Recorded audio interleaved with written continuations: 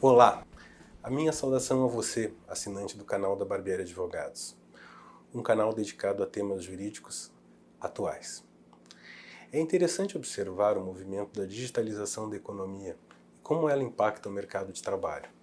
Tal fenômeno acontece numa ampla escala e sob diversas ordens.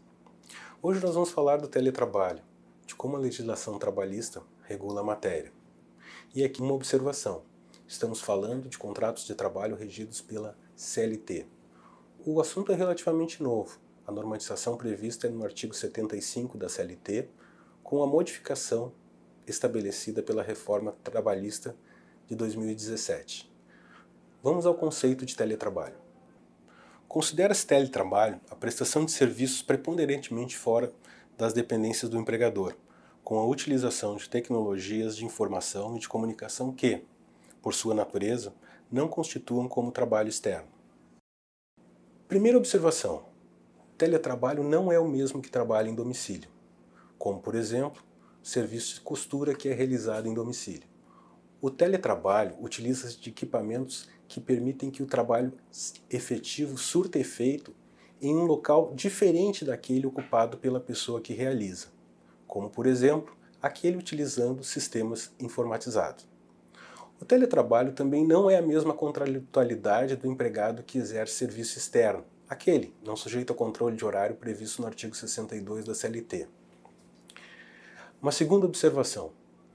Pelo artigo 6º da CLT, não há distinção entre o trabalho realizado no ambiente da empresa e aquele prestado no domicílio do empregado, ou à distância, desde que haja relação de emprego.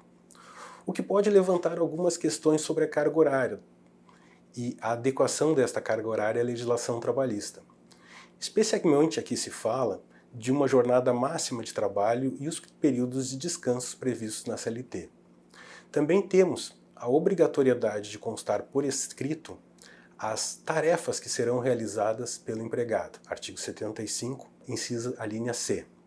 Pela medida provisória 927, recente do coronavírus, foi permitida a possibilidade de fixação unilateral pelo empregador do regime de teletrabalho.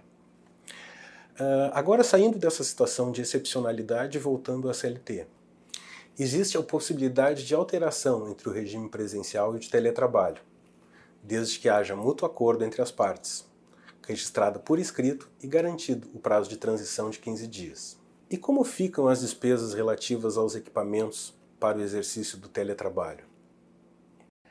As disposições relativas à responsabilidade pela aquisição, manutenção ou fornecimento dos equipamentos tecnológicos e infraestrutura necessária e adequada à prestação do trabalho remoto, bem como ao reembolso das despesas arcadas pelo empregado, serão previstas em contrato escrito.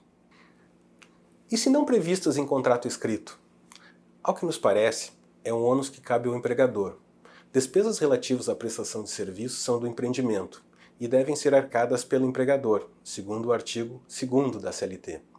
Essas despesas não integram a remuneração do empregado, isto é, não têm natureza salarial, são indenizatórias, não refletem em férias, 13º e fundo de garantia. São consideradas utilidades pela CLT. Por exemplo, pode-se especificar um valor a título de internet, luz, gasto, depreciação de material, mas sempre por escrito. Por exemplo, R$200 de internet, R$100 de luz. Pois bem, a relação entre a economia digital e o futuro do trabalho leva a inúmeros debates. A nossa intenção nesse vídeo de hoje foi apresentar como a legislação trabalhista, a CLT, aborda o tema. Obrigado pela sua atenção.